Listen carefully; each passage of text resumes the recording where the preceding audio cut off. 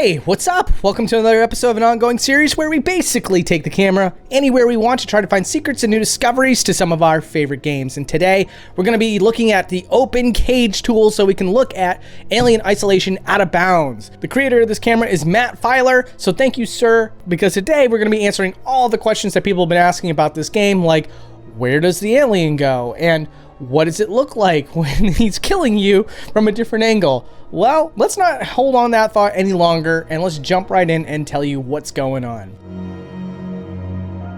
So first of all, I think a lot of people want to know, does the alien actually exist if it's not out of the vent? And yes, it does. So there's actually a function on this camera tool that allows you to follow any character that happens to be loaded in the map. And one of those options is the backstage alien. Locking onto the backstage alien when the alien is not on the field shows that it's moving around above the map at any given time. Now, during this time, the alien is culled out, which culling basically means that it's not currently rendered, but it exists in the world. And if you even want a more simplified term, it's basically invisible. Now, the reason for that is probably because at any given time, the alien model could clip through the geometry of the stage, and you wouldn't want to see the feet or the tail or whatever clip through the top of the ceiling because that would break immersion. But what's really cool is that since the camera is constantly following the alien at all times, you can see the exact moment that the alien is rendered in, which then answers the question, is the character model always there or is it not? And technically speaking, yes. But again, the thing that I found the most surprising of all was the fact that it was moving around. Like,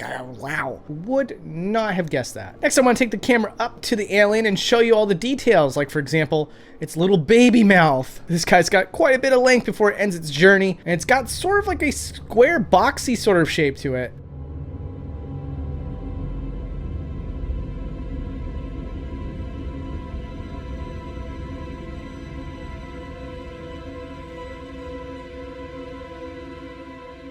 And now that we can take as much time as we need, we can see the detail of the back of its mouth, which looks more like a sphincter than anything. Also wanted to take the camera up to its hands and other details that would be really hard to see otherwise because the character is always in motion. One thing I've never taken the time to notice for the alien creature is that it has long, girly-like fingernails.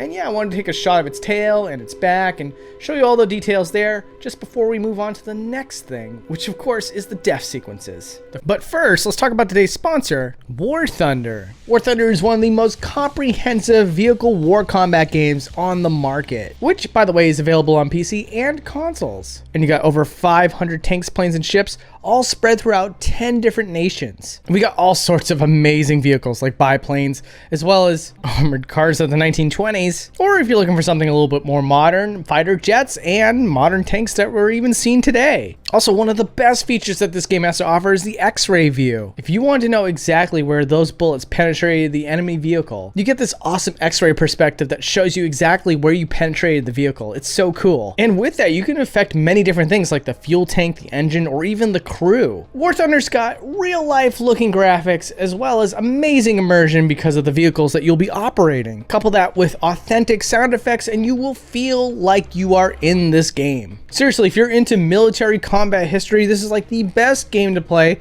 and the install base is amazing with over 70 million players all playing, and you can join in with them with an enormous wealth of content to explore. This game is available for PC, PS5, PS4, and the last two generations of Xbox as well.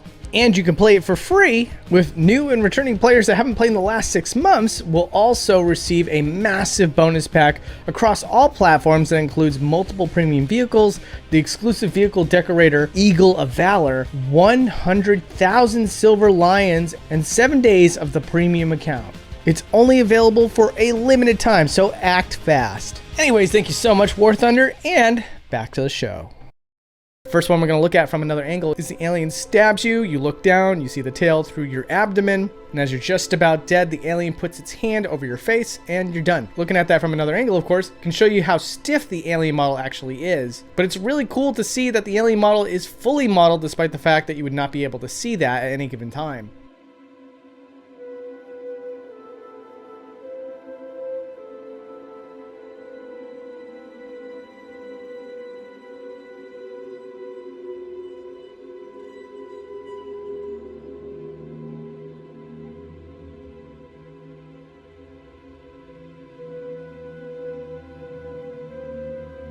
The next one up is the front-facing defeat, where the alien grabs you and then basically gives you the baby mouth. This one's kind of interesting from another angle, because what you can see here is that your character model starts to stiffen up and sort of clips into the alien itself.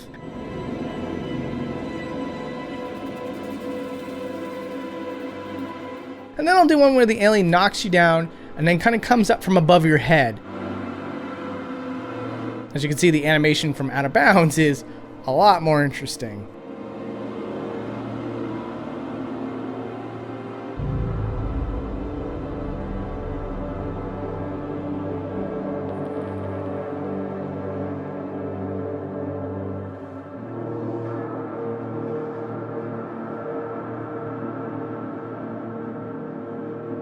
Next, let's talk about the first appearance of the alien in what is a cutscene version of the alien. So there isn't an actor that's hiding up in the rafters or anything like that.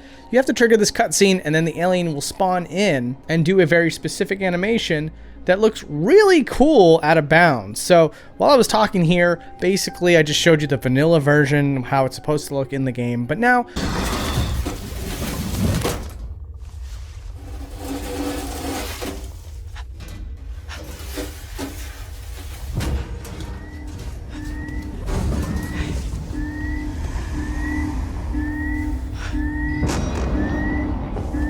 take a look at the same scene but out of bounds. You can see that the alien model is constantly used in full. And although it jumps around quite a bit because you're not supposed to see the game like this, it is really, really cool to see how the animators pulled this off in such an effective way.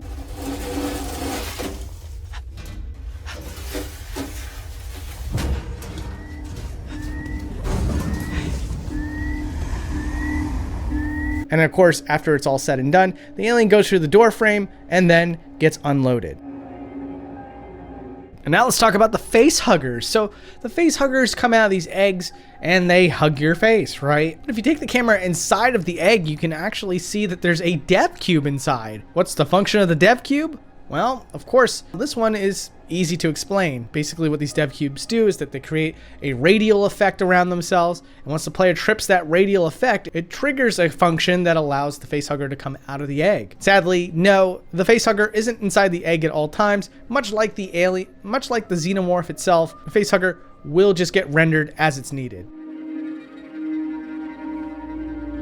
Now let's talk about the planet that you explore, because usually as you're going through this, it's incredibly foggy. Like, you're just going through a storm essentially, and moving the camera out would do nothing for you because you're just gonna see gray blankness. But once you get to a certain point, you actually get the sky to clear so that you can look at the derelict ship that's from the original Alien movie. And as a result, we can take the camera out now and I can show you the entire outdoor environment that normally would be cascaded in fog. So this is really, really cool. Sadly, your ship disappears, so all you see is some blinking lights that would represent where your ship would be. But everything else is generally intact, so, you know, that's pretty cool stuff. Now, obviously, we gotta go over to the derelict ship because this thing is massive and fully modeled. So taking the camera out and looking around can show you all the details of the ship without any fog. This is great. The left side looks like a hammer and the right side looks like someone doing a hand gesture, you know? What more could you ask for? I don't know what to say here. But still, when you take the camera up to it, you can see that it's got low texture detail. Obviously, you're not supposed to get this close yet. And when you do, it's a different model entirely.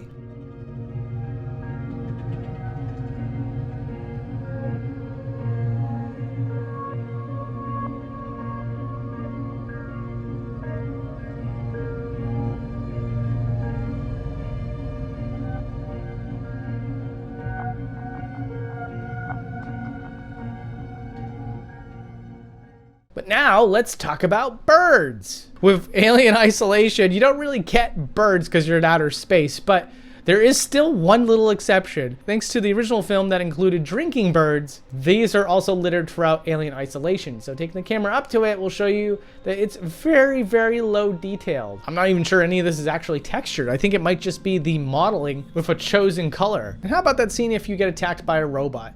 If you don't do the command prompt, he gets on top of you and starts choking you. Well, now let's show you what that looks like from another angle. Much to my surprise, your main character's legs are spread wide open as the robot climbs on top of her. And of course, your head is not rendered, otherwise the camera might clip into the geometry of that. So he's just choking a whole bunch of nothing. And although there isn't anything out of bounds per se, I did want to take the camera up to the space jockey because who doesn't love looking at things that are mysterious really far up close? There are some details up here that I don't think you'd be able to see very easily, at least, featuring several indentations representing holes to this giant device. And yeah, you can get a much better idea of what's going on here.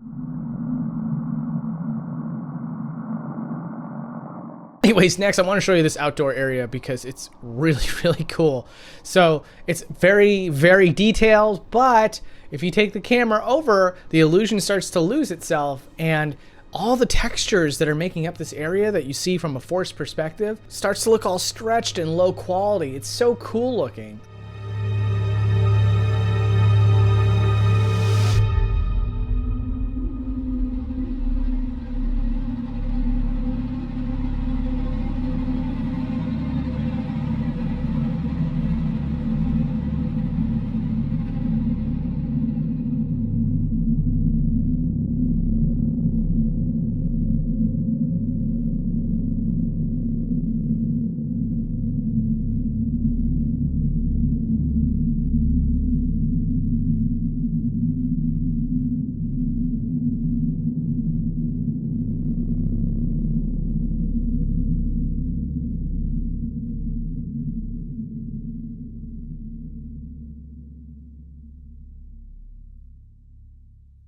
Alright, now I want to show you guys what Ripley looks like when she has the spacesuit on. Because surprisingly, there was a lot of detail to that spacesuit helmet that of course you're not going to be able to see because you're always in first person. It's actually really hilarious to see this entire suit here.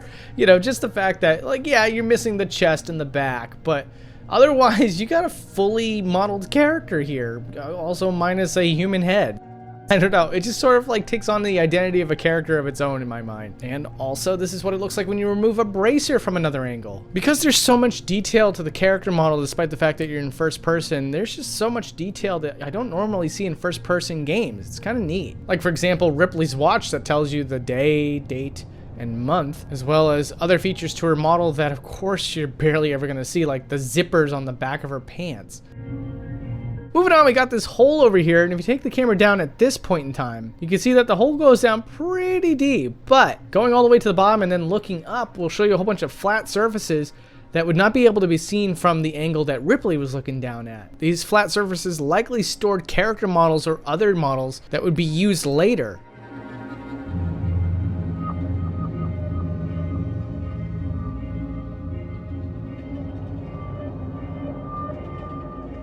I found them again here in this scene with the distress signal. And if you need an example of characters using these flat surfaces, here's a character model way outside the boundaries who's in an A pose, as well as several items of use as well. And at a certain point, I noticed that other character models were populated here too. I just needed to move the camera in the right way. And there's one where a guy is walking very normal, and then right behind him is another guy that's just laying flat and moving around at the same pace. This whole scene just, wow. Yeah, frankly, I have many thoughts about this, but I'll just keep it to this. It's freaking hilarious. Also inside the lockers, there's all these details that are really hard to see, and it's mostly because of the fact that, like, when you take your character inside of them, you're not really allowed to move your head around much. But there's all sorts of cool things like a photo of this couple here going skiing, it looks like, or mountain climbing. Also inside of Ripley's locker is a poster of a woman. This image, like many others, are just reused throughout the game, but still, it's nice to be able to confirm what is stored inside these lockers. And also, for no freaking reason other than you're welcome, here is a close-up of this sumo wrestler doll. And that's all I got for now. There's also a model of Ripley that was used that obviously I can't show on YouTube. Thanks again, War Thunder, for sponsoring this episode. Again, it is available now for free on PC and consoles.